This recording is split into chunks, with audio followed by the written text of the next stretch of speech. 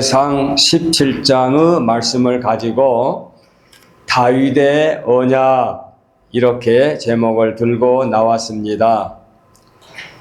다윗이 왕 위에 올라 백향목 궁전에 거하면서 하나님의 성전은 건축하지 못하고 지금 하나님의 언약궤, 법궤, 율법 그 언약궤가 휘장 안에 있음을 마음 아파 생각하고 이제 성전을 건축해야 되겠다 이런 마음을 갖고 선지자 나단에게 말씀을 하니까 나단 선지자도 좋게 여기고 왕이 그러시면 그 뜻을 이루어 주시기 바랍니다 라고 했는데 하나님께서 그 밤에 선지자 나단에게 임하사 말씀하기를 다윗으로 하여금 성전 건축을 하지 못하게 하라. 내가 언제 어느 사사에게 왜 내 성전을 건축하지 않았느냐고 말한 일이 있느냐. 나는 지금까지 너희들과 고락을 같이 하면서 여기서도 함께하고 저기서도 함께 주었는데 무엇 때문에 내 성전을 건축하려고 하느냐 하면서 몇 가지 이유를 들어 말을 합니다. 그러니까 선지자 나단이 다윗 왕에게 가서 말씀을 하고 다윗이 성전 건축을 미루고 아들 솔로몬 당대의 성전을 건축하게 하고 다윗 왕은 성전 건축의 모든 준비를 하게 되지요. 그 내용이 오늘 역대상 17장 1절 이하에서 자세하게 나옵니다. 자, 이렇게 다윗이 성전 건축의 계획이 틀어졌는데 하나님이 그것으로만 끝나버리신 것이 아니고 다윗에게 언약을 합니다. 그래서 그 언약이 오늘 본문에 기록된 말씀이죠. 물론 1절부터 15절까지 계속해서 찾아봤어야 되는데 지면상 주보 지면상 7절로 12절까지 생략했습니다마는 다윗 왕에게 하나님이 언약하신 말씀이 오늘 골자에 잘 수록되어 있습니다. 그래서 오늘은 주보에 2주 동안 소개한 대로 다윗의 언약이라 해서 오늘 말씀을 함께 상고하도록 하겠습니다. 다윗의 언약, 우리가 지금 대단히 중요한 부분을 공부하면서 제가 오늘까지 세 주일 동안 이제 이 주보에 3면과 4면에 말씀을 옮겨놨는데 하나님의 언약이라 해가지고 첫 번째는 아담과의 언약, 두 번째는 노아와의 언약, 그 다음에 아브람과의 언약을 상고했고 지난 시간에는 1시간 시내산 언약, 모세 언약을 상고했습니다. 이제 오늘은 그 순번으로 따지면 5번째 다윗의 언약이 되겠습니다. 다윗의 언약. 그래서 오늘 다윗의 언약을 말씀드리고 다음 주에 새 언약, 영원한 새 언약에 관하여 말씀을 드려서 언약에 관한 설교, 언약의 신학, 언약의 신앙을 마감하려고 합니다. 자, 그러면 다윗의 언약이라 제목을 정하고 오늘 또 간략하게 세 대지로 정했습니다. 첫째는 언약의 흐름, 언약의 흐름. 지금 서론에서도 언약의 흐름을 소개했습니다. 그래 어렵지 않겠지요? 언약의 흐름. 그 다음에 두 번째로 다윗과의 언약의 내용, 오늘 본문에 나오지요. 그 다음에 다윗의 언약의 영원성, 다윗의 언약의 특성이 있습니다. 특성, 언약, 영원성을 세 번째 대지로 말씀을 드리려고 합니다. 자, 언약의 흐름, 모든 사건은 근원이 있지요. 시발점이 있지요. 출발이 있지요. 그와 마찬가지로 제가 지금 누누이 말씀드린 대로 성경에 기록되어 있는 하나님의 언약도 흐름이 있습니다. 흐름. 그래서 이제 우리 식구들은 대강 이 2면과 3면과 4면의 말씀을 기억해 두면은 답안을 써도 98점은 맞을 수가 있습니다. 그 흐름이 나오니까요. 그래서 첫 번째 언약이 어디서 출발했느냐? 아담과의 언약이라. 그래서 아담과의 언약은 둘로 또 소분했지요. 하나는 아담과 하와가 범죄하기 전에 선악과의 언약이 나오고, 범죄 후에 이제 범죄를 저지름으로 말미암아 여인의 후손의 언약이 나오지요. 그렇다면은 우리가 지금 말씀한 이 말씀의 근원은, 흐름은 창세기 3장 15절 그 여인의 후손, 여자의 아들로 태어나서 인류를 구원하실 예수 그리스도를 예표하는 창세기 3장 15절이 언약의 근원이다 라고 말씀을 드릴 수 있습니다. 자, 이렇게만 해도 이해가 되지요. 그래서 우리가 성경의 언약의 시초가 어딥니까? 라고 말하면은 아담의 언약 해도 되겠지요. 그러나 또 누군가가 여인의 후손 이렇게 말씀을 드리면 여인의 후손은 아담과의 후손, 아담과의 언약이다. 이렇게 여러분이 이해를 하면 될 줄 압니다. 그 다음에 이제 10대 후손으로 내려가서 이제 노아의 언약이 나오지요. 흐름에 연결을 지어보면 노아, 그래서 여인의 후손으로 이어져 노아 때에 와서 당대에 지구상에 수십억 인구가 흩어져 살고 있는데, 그때에 너무 죄가 관영하니까 인류를, 죄악 때문에 인류를 멸하시려고 노아의 가족을 택하지요. 하나님의 주권입니다. 그래서 노아는 은혜를 입은 자지요. 또한 노아 역시 당대에 경건하게 믿음으로 사는 자였고, 그래서 노아는 언약의 대상자가 되었고 노아의 가족이 구원함을 받게 되지요. 그로 인하여 제2의 조상이 되는데, 노아의 세 아들 함과 셈과 야벳이 조상의 근원으로 정리할 수 있습니다.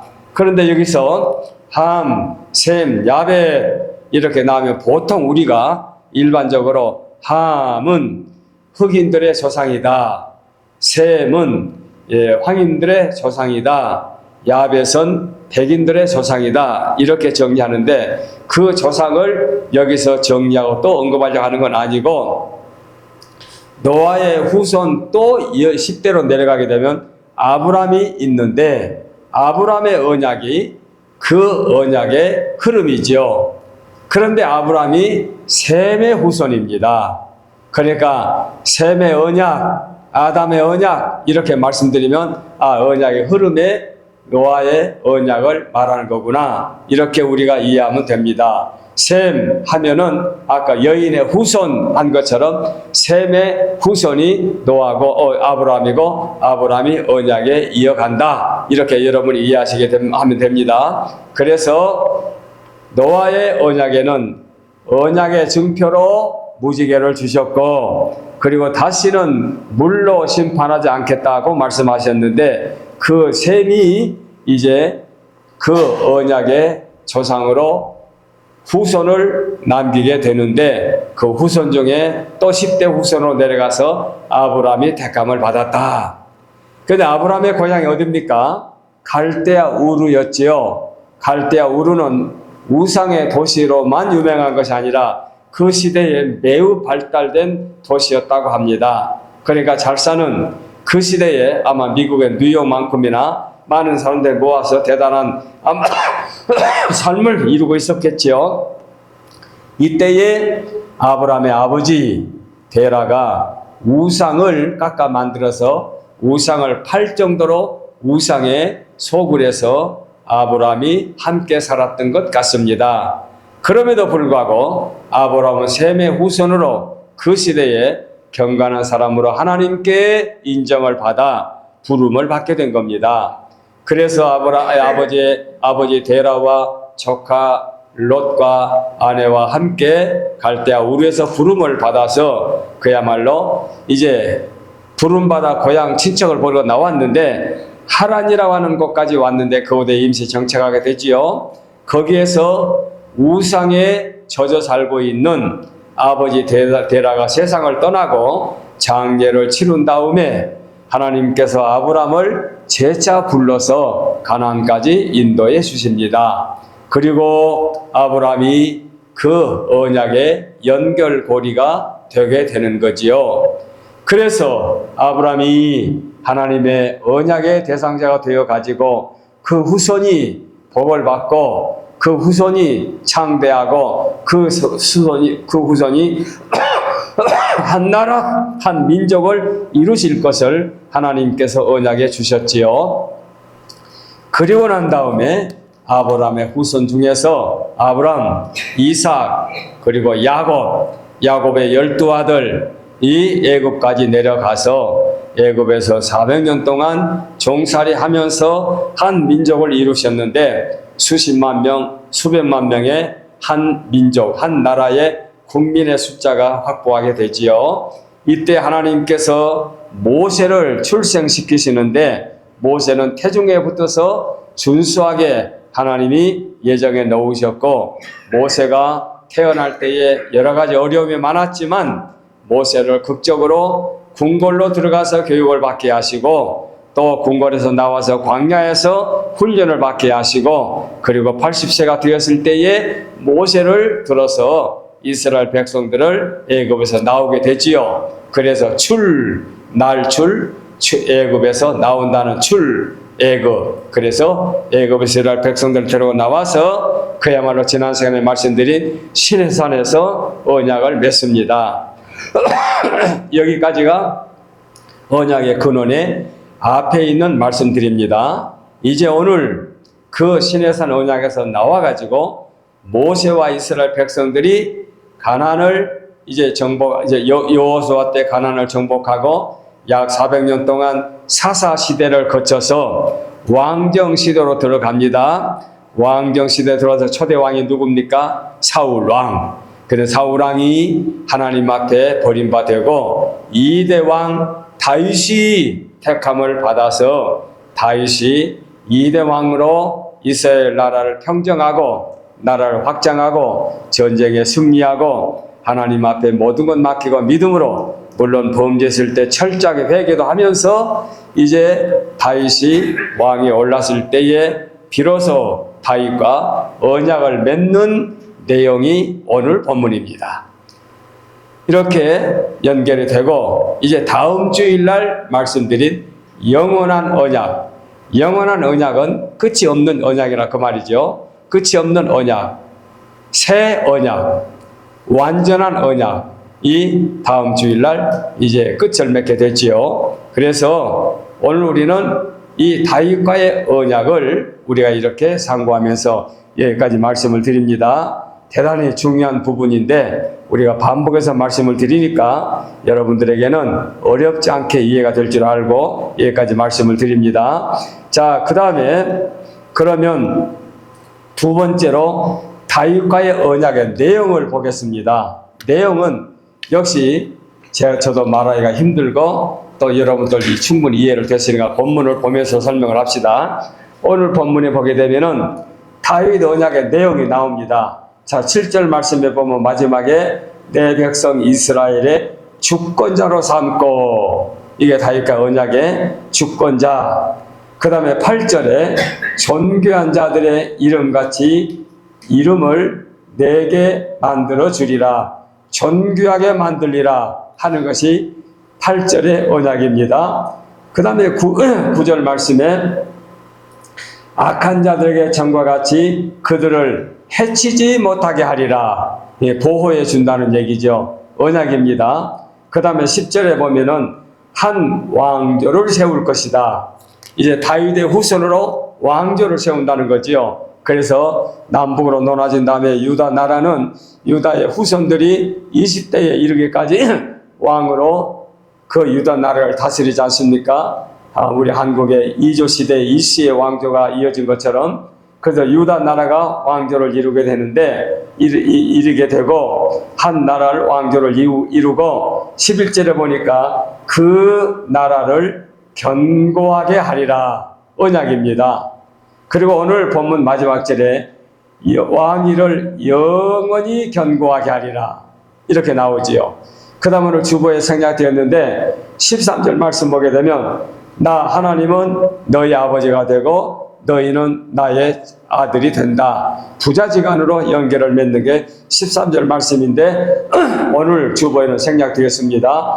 그리고 다시 14절 말씀을 보게 되면 14절에는 11절 말씀, 12절 말씀을 함께 더 확인해 줍니다. 뭡니까? 영원히 견고하게 해 줄 것이다. 그 하는 말씀이 그 다윗과의 언약의 내용입니다. 이것이 오늘 본문에 나온 말씀이에요. 그래서 오늘 이 말씀이 언약의 내용을 보게 되면 하나님께서 다윗을 택정하여 이런 언약을 세우셨는데, 자, 우리가 지금 정리해 보면은 아담도 그 시대의 대표 인물이 될 만하고, 노아도 그 시대의 대표적 인물이 될 만하고, 아브람도 그 시대의 대표적 인물이 될 만하고, 심지어 모세까지도 대표적 인물이 될 만한데, 다윗은 어찌 이렇게 하나님께 택함을 받았을까 하고 우리가 궁금하게 여길 수도 있습니다. 그러나 다윗은 어떤 사람이냐? 하나님이 보실 때 내 마음에 합한 자라 그랬어요. 다윗은 어릴 적부터 성실한 인품을 가진 사람이었습니다. 여러 형들이 집에서 놀고 아버지 이새의 사업이었던 양들을 치는 일에 게으름을 피웠는데, 막내로 태어난 다윗은 몸을 내키지 않고 아버지의 대를 이어 충실히 양을 치는 목동이의 일을 했습니다. 그리고 그의 시편의 고백을 보면 얼마나 신앙이 돈독했습니까? 그리고 그의 신앙이 돈독한 것은 절정에 이르는 게 골리앗과 싸울 때 나오게 되지요. 그런 다윗을 향하여 내 마음에 합한 자, 이 말씀을 여러분 기억하면서 한 가지 더 플러스할 거 있습니다. 도대체 하나님께서 지구상에 있는 모든 인류에게 내 마음에 합한 자, 내가 사랑하는 자라고 하는 자가 누가 있느냐? 다윗 외에는 예수님밖에 안 계세요. 예수님이 요단강에서 세례를 받고 올라오실 때 성령이 비둘같이 임하시면서 하늘로부터 음성이 들리는데, 이는 내가 기뻐하는 아들이요 내 사랑하는 아들이다 라고 말씀하시거든요. 그러니까 당신의 독생자 외에 내 마음에 합한 자라고 칭찬받은 자가 다윗입니다.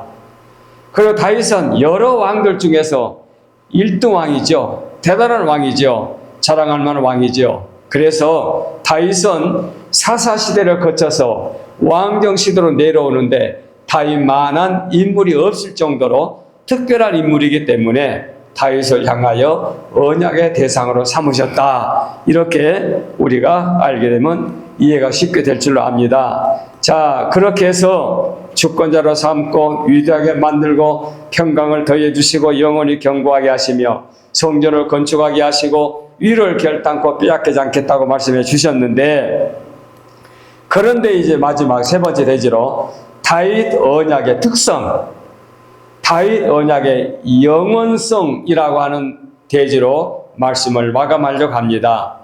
다윗의 언약에는 다른 언약과 조금 다른 특성이 있어요. 뭐냐? 그 언약은 가깝게는 다윗이 낳은 왕 솔로몬의 아들 르호보암, 이렇게 자기 다윗의 직계 아들과 손자로 이어지는 왕도 왕이지만 다윗의 언약은 영원성을 갖고 있다, 그 말이에요. 영원성, 끝이 없다. 그게 무슨 말씀이냐?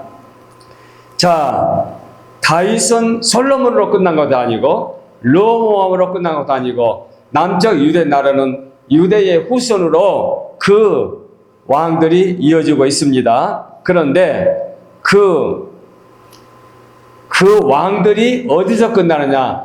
바벨론의 포로로 끌려가면서 나라가 폭삭 망할 때에 왕조가 끝이 나게 되지요. 그러니까 그 왕들의 인물을 계속해서 짚어본다 하더라도 20명밖에 안 돼요. 그래서 다윗, 솔로몬, 르호보암, 아비야, 아사, 여호사밧, 13대 히스기야 같은 사람, 그 다음에 14대 므낫세 같은 악한 왕, 그 다음에 18대 여호야김, 19대 여호야김, 마지막에 20대 시드기야, 이렇게 이어지는데, 그런데 바벨론의 포로가 됨으로 말미암아 이 왕조가 끝을 맺게 되지요. 그리고 난 다음에 포로에서 돌아와서 신구약 성경의 중간 길을 거쳐서 로마가 유대 땅을 통치할 때에 새롭게 나타난 사람이 누굽니까? 헤롯이지요. 헤롯은 정통 유대인이 아니에요. 반쪽 유대인이에요. 반쪽 유대인 헤롯이 분봉하게 되었습니다. 그러니까 혈통으로 보게 되면 다윗의 왕가가 그렇게 이어지는 않아요. 그럼에도 불구하고 영원성을 갖고 있다. 그건 무슨 말씀이냐?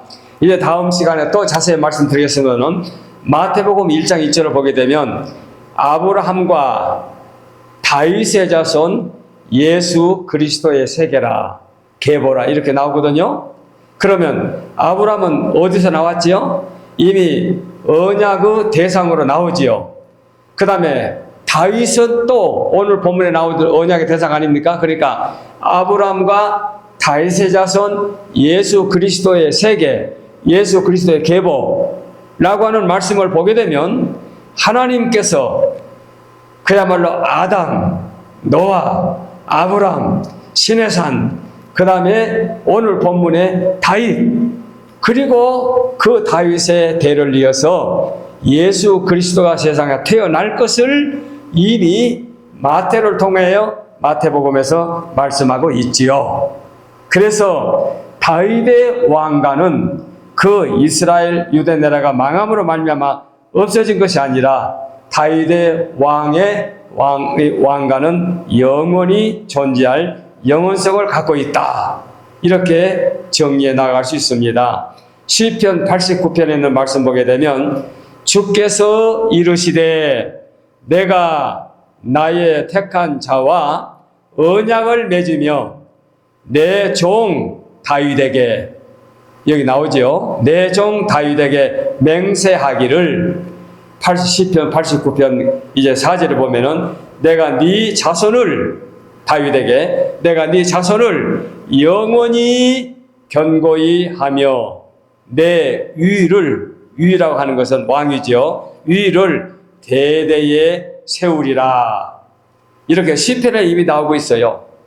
그래서 다윗의 후손으로 왕가가 이렇게 이어질 것을, 영원성을 성경은 밝혀주고 있습니다.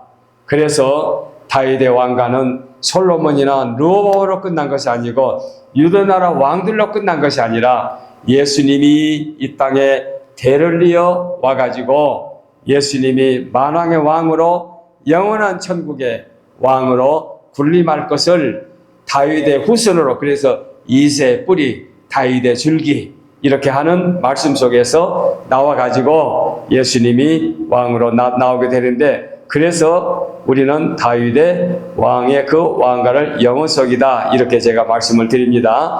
자, 이렇게 해서 다윗의 언약의 영원성까지 말씀을 드리고 다음 주일에 이 영원한 언약, 새 언약을 말씀드리는데 주보에 제가 반복해서 말씀을 드렸으니 주보 1면 한번 펴보시기 바랍니다. 주보 1면을 보게 되면은 사랑의 편지에 예레미야서 31장 31절과 32절을 제가 3주 동안 반복해서 소개해 놨습니다. 이게 다음 주에 본문이 될 거예요. 자, 뭐라 했습니까? 이거 새 번역이, 제 표준 주석이 번역입니다. 그때가 오면 내가 이스라엘 가문과 유다 가문에 새 언약을 세우겠다. 새 언약을 세우겠다. 나 주의 말이다. 이게 이제 표준 주석, 이제 표준 성경입니다. 이것은 내가 그들의 조상의 손을 붙잡고 이집트 땅에서 데리고 나오던 때에 세운 언약과는 다른 것이다. 다른 것이다. 내가 그들의 남편이 되었어도 그들은 나의 언약을 깨뜨려 버렸다. 나 주의 말이다. 언약을 세웠는데 깨뜨려 버렸다. 그 말은 이스라엘 백성들이 우상을 섬기고 하나님을 배신한 것을 음란으로 봅니다. 음란으로. 그래서 이스라엘 백성들이 음란의 죄를 지었다라고 하는 것은 남녀가 무슨 불법, 정당한 부부관계가 아닌 다른 편법을 음란으로 보는 것이 아니라 우상 섬기는 것을 음란으로 보고 있거든요. 그래서 음란의 죄로 이미 부자관계는, 부부관계는 그냥 깨져버린 거지요. 그래서 하나님이 새 언약을 주셨다. 이 앞으로 또 율법, 출애굽기 다시 20장 올라가가지고 10계명을 공부할 때 나오겠습니다만은 10계명이 구원의 조건 아니거든요. 10계명은 이미 구원받은 백성들이 그렇게 살아가도록 도덕법을 주신 거지요. 그럼 언제 구원받았느냐? 유월절을 통하여 어린 양의 피로 말미암아 죽음을 면제받았을 때 이미 구원받고, 그들이 홍해를 건너올 때 바울 사도는 그 부분을 세례로 보거든요. 우리가 세례 언제 받습니까? 예수 그리스도를 나의 구주로 고백하고 죄사함을 받아 하나님의 자녀가 된 자들에게 예식을 베푼 것이 세례지요. 그래서 세례를 받아야 구원받은 것이 아니고, 세례는 이미 구원받은 백성에게 하나님의 자녀가 되었다는 표징으로 세례를 베푼 것처럼, 이스라엘 백성들은 이미 구원받아서 율법대로 살라고 명해 주셨는데, 그 율법을 범함으로 말미암아 음란의 죄를 범하게 된 거지요. 그래, 음란의 죄를 범하게 됨으로 말미암아 그 백성들이 옛 계명, 옛 언약, 하나님과의 언약이 파괴되어 버리니까, 하나님이 파괴시킨 것이 아니라 인류가 파괴시켜 버리니까 그 파괴된 것을 하나님께서 새 언약, 영원한 언약, 그리스도의 보혈로 새 언약을 이제 베풀어 주는데, 이것이 복음서에부터 출발한 것이 아니라 이미 선지자 예레미야, 에스겔, 이사야를 통해서 새 언약을 주신 거예요. 그래, 놀랍죠? 이렇게 해서 우리가 다음 주 여기까지 말씀을 드리게 되면은 아마 여러분들이 늘 내가 말씀드리죠. 여러분의 몇십 년 동안 믿음의 생활을 하면서 뭐 설교 방송을 듣든지 유명한 어느 집회 가서 설교 듣든지 그 설교를 들으실 때에 과연 언약에 관한 말씀을 이렇게 잘 정해 놓으면은 여러분에게 대단히 유익이 될 줄 알아서 이렇게 또 다음 주에 드릴 말씀까지 추가로 말씀을 드렸습니다. 해서 언약의 신앙, 여기까지 말씀을 드립니다. 기도하겠습니다.